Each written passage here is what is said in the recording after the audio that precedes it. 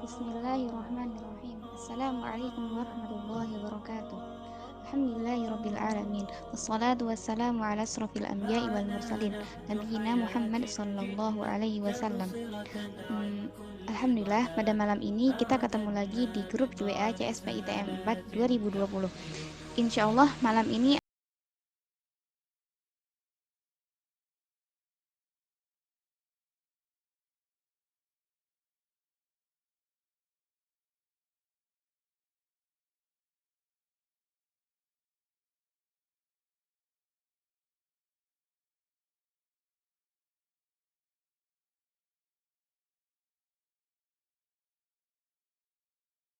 antara Allah dengan manusia.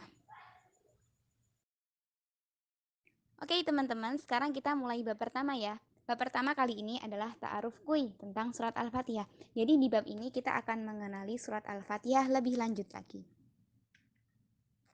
Sebelumnya, mari kita membaca surat Al-Fatihah biar kita itu bisa lebih memahami makna yang ada di dalamnya.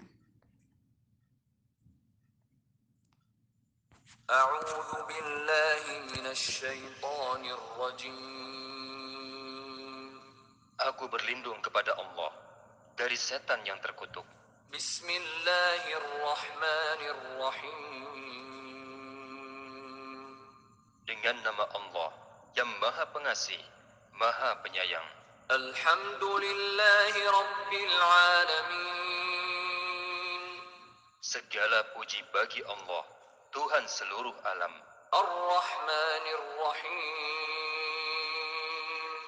Yang Maha Pengasih, Maha Penyayang. Maliki Yaumiddin. Pemilik hari pembalasan. Iyyaka na'budu wa iyyaka nasta'in. Hanya kepada Engkaulah kami menyembah, dan hanya kepada Engkaulah kami mohon pertolongan. Ihdinas siratal mustaqim. Tunjukilah kami jalan yang lurus.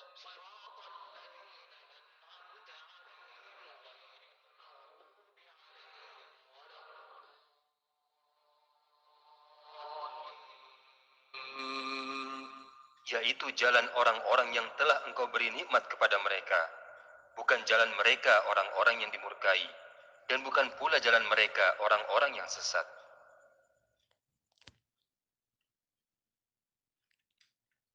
Oke, sekarang kita akan mengenal dengan surat Al-Fatihah.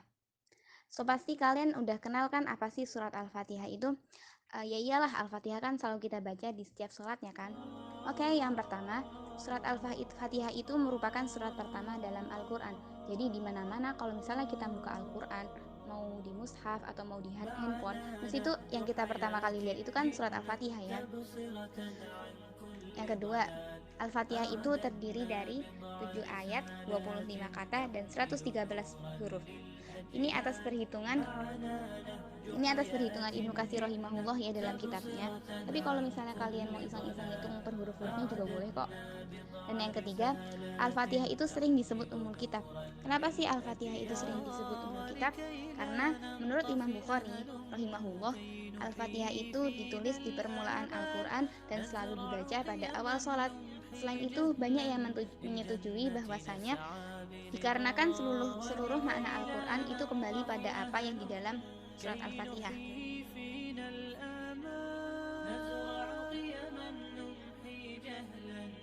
Al-Fatihah itu mengandung yang pertama 3 tauhid, yakni tauhid rububiyah, tauhid uluhiyah, dan tauhid asma wa sifat.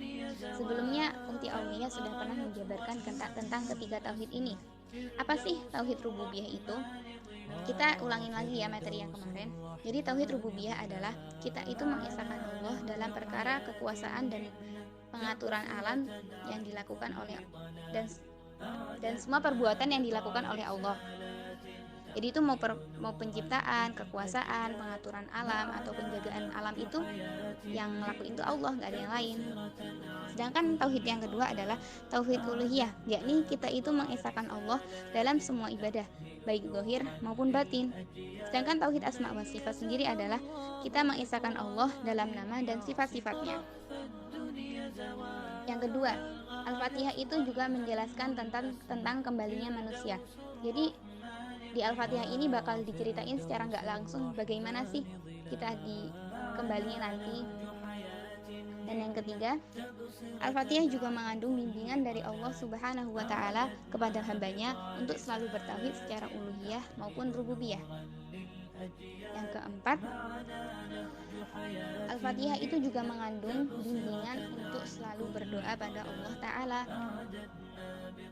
Dan yang kelima, Al-Fatihah itu juga mengandung anjuran untuk selalu beramal salih. Oke teman-teman, sekarang kita udah ke bab terakhir ya, alias bab inti, yaitu antara Allah dengan manusia. Langsung aja kita mulai. Oke, biasanya bukan biasanya sih, ayat yang menjelaskan hubungan antara kita dengan Allah ialah Iyyaka na'budu wa iyyaka nasta'in. Hanya kepadamu lah kami beribadah dan hanya kepadamu lah kami meminta. Quran surat Al-Fatihah ayat 5. Jadi kalian tuh pernah gak sih ngerasa sholat kayak sholat doang, doa kalau cuma butuh aja, kita tuh terlalu sibuk sama dunia atau kita tuh lalai dari Allah? Pernah ya sih? Jadi Iyyaka na'budu wa iyyaka nasta'in. Mari kita perbaiki hubungan kita dengan Allah supaya kita tuh ibadahnya itu benar, nggak sekedarnya aja. Jadi gini, Iyyaka na'budu wa iyyaka nasta'in. Na'budu, kami beribadah. Ibadah itu merupakan sebuah tujuan.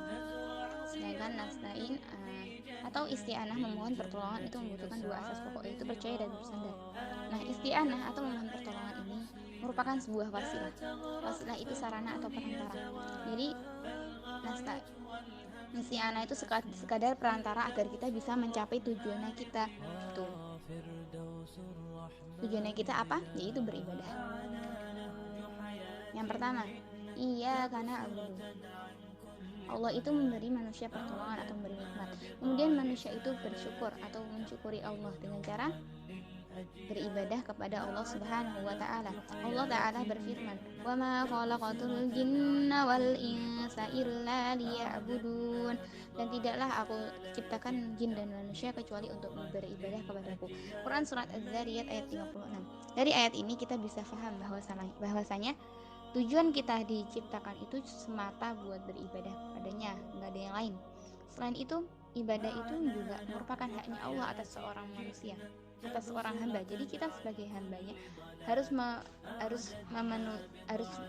memenuhi haknya, yaitu beribadah.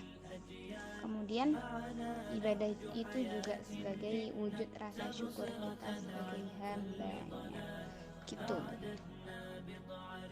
Oke, yang kedua, wa iyyaka nasta'in.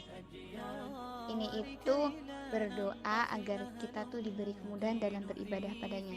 Jadi gini, manusia itu kan mesti butuh sama Allah. Nah, makanya karena dia butuh, makanya manusia itu berdoa kepada Allah.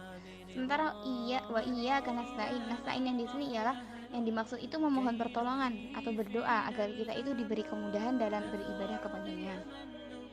Jadi kan kita kan sebagai manusia kan juga kadang tuh nggak punya kehendak penuh ya, nggak punya kuasa atas kehidupannya kita. Allah tuh yang semata menguasai hidupnya kita. Makanya kita itu harus selalu berdoa agar kita tuh bisa diberi kemudahan dalam beribadah padanya dalam memenuhi tujuan hidupnya kita.